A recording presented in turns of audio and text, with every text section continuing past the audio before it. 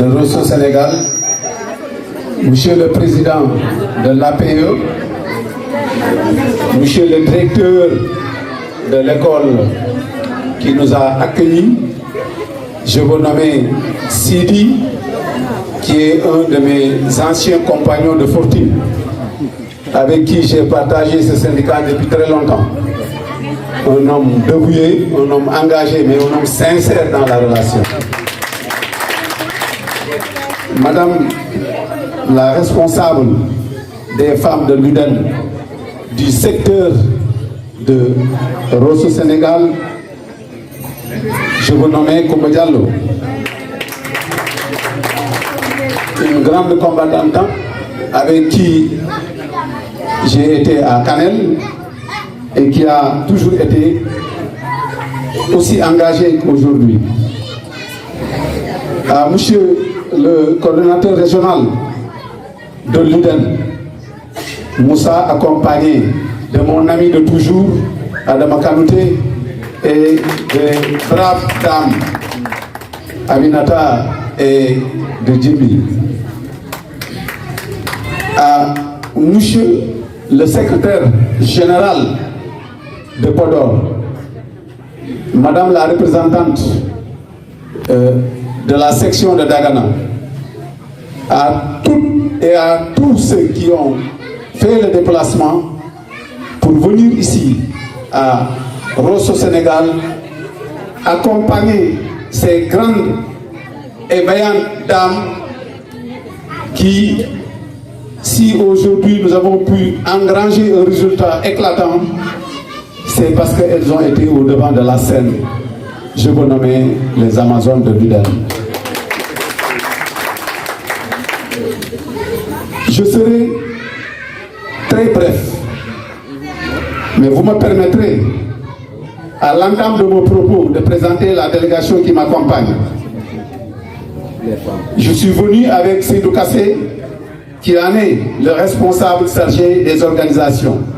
J'allais dire la croix de transmission entre le sommet et la base. Je suis venu aussi avec le responsable de la formation nationale, Issa, qui est là, et qui par ailleurs est le panéliste. Je vais axer mon intervention sur deux éléments. Le premier élément, c'est de partager avec vous notre label, qui en est l'UDEN.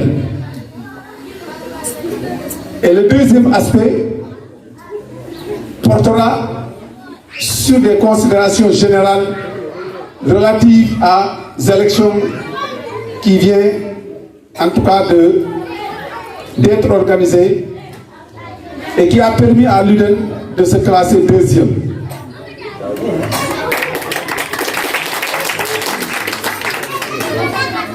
L'UDEN est une organisation qui a un vécu de 36 années d'existence. Parce que nous avons vu jour le 2 avril 1987. Si vous faites le décompte, vous verrez que nous avons 36 ans d'homme.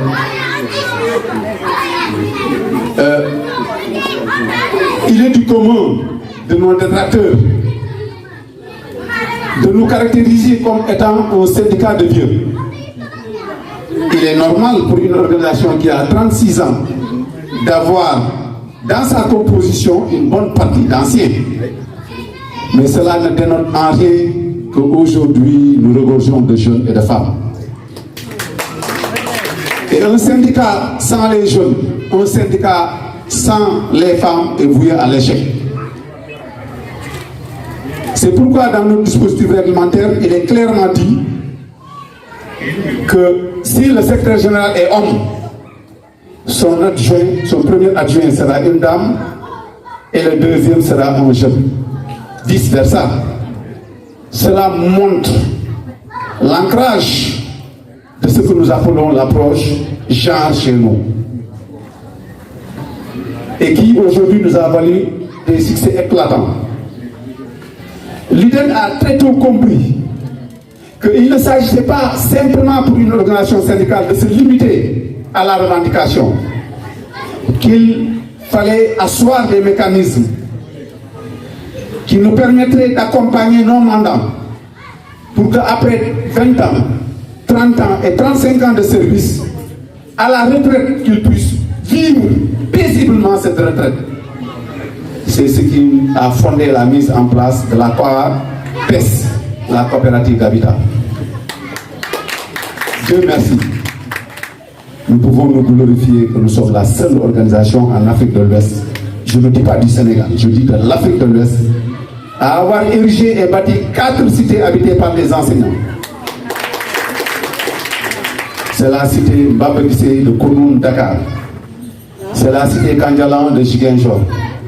C'est la cité Bour 1 et Bour 2. Mais on ne s'est pas limité à ça. Sous la houlette de Feu Ibadia Diaye, paix à son âme, un grand mouchi qui a rendu service à l'école sénégalaise, nous avions déposé une requête sur la table du président d'antan, Maître Abdoulaye Wade, qui avait et qui avait accédé à cette requête en nous attribuant des terrains via les actes.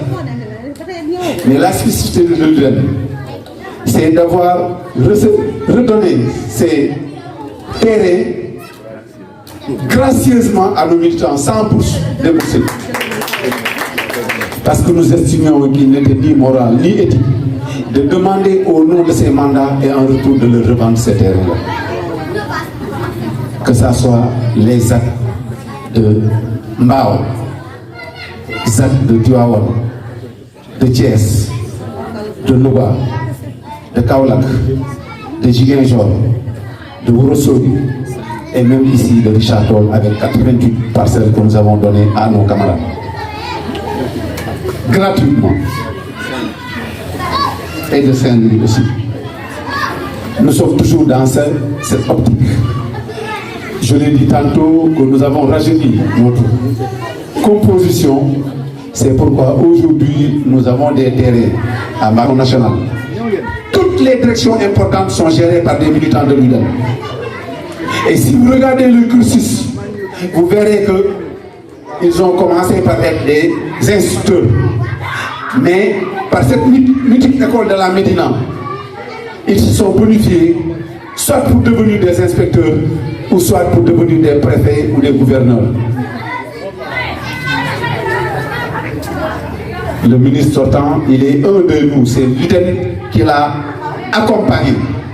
Khady Diop, qui est actuellement la secrétaire générale du ministre, c'est au niveau de l'UDEN qu'il a réussi pour devenir d'abord inspectrice de Grand Dakar, ensuite directeur de l'enseignement élémentaire avant d'accéder à ce poste. Vous allez au niveau de la DEPRE, la tête pensante du ministère, où on conçoit les curricula, tout ce qui est innovation pédagogique, c'est géré aujourd'hui par Cheikh Nalla, qui est un promotionnaire de l'école normale durant Barthélémy Valentin de Saint-Louis, qui a remplacé Djibidia. Nous empruntions un seul rotin à une banque. Et camarades, c'est par là que je vais faire un glissement avant de donner la parole à Issa pour vous dire que si tous nos militants avaient voté, on aurait au minimum 30%. Parce qu'en l'espace de 3 ans, nous avons multiplié par 3,5 nos effectifs. Mais malheureusement, les enseignants, et à ce niveau quand même, nous avons un chantier. Nous avons un chantier. Aziz Gueye, nous avons un chantier, il faudra accompagner les enseignants pour que nous puissions, et Issa reviendra sur ça, vraiment comprendre que notre métier nous pousse à vraiment accéder au renouveau technique pour pouvoir être et rester ce que nous avons toujours été, des modèles dans le système. On appelle ça des... Oui. Voilà. Vous venez avec des rasteux, hein, les femmes qui viennent porter ay juróom-ñaar jaljalil sol loo xam ne di bind xale yi di xool say ginnaaw di reetaan. Je crois que yooyu beneen bi mooy ñu moytu aussi beneen te foofu laay jeexalee ñu am un comportement exemplaire dafa ma nekkee si dëkk nii di la xool nga xam ne loo def xale yi ngay jàngal dañuy foog ne baax na. Vraiment, un enseignant n'a pas le droit de courtiser son élève. Il n'a pas le droit d'enceinte son élève. il n'a pas le droit de violer son élève. Et ce rapport-là ne nous a pas traqué, mais il a traqué ceux qui sont dans nous et qui se considèrent comme des enseignants et qui ne le sont que de nom. Je crois que ces gens-là, nous devons, à mon avis, les extirper comme on le ferait d'une mouche qui tomberait dans une tasse de lait et les jeter très loin. Parce que ce rapport de Human Rights Watch, qui en a déniché 64, si vous prenez ce nombre 64, c'est un nombre ingru par rapport au nombre que nous représentons au niveau du pays. Parce que nous sommes 112 668 enseignants. Si vous prenez un nombre de 64, c'est insignifiant. Mais on va mettre tout le monde dans le même sac. Refusons ça. Donc, il faut terminer.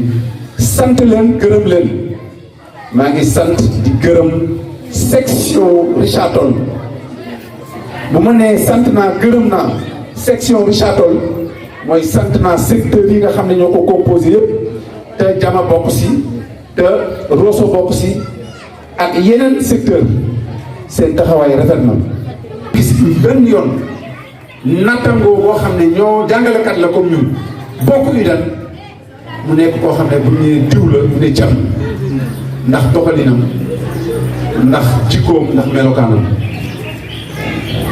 ñaareel bi nañu jàpp ne école bi moomuñu ko dañ ko bokk ak ñeneen te école bi mooy suñu tedd nga parce que école bi bu amuloon ñun ñii dum doon bay taxaw fii di wax te ñun ñii man de sama way jóg juróom-ñeenti bant yu góor la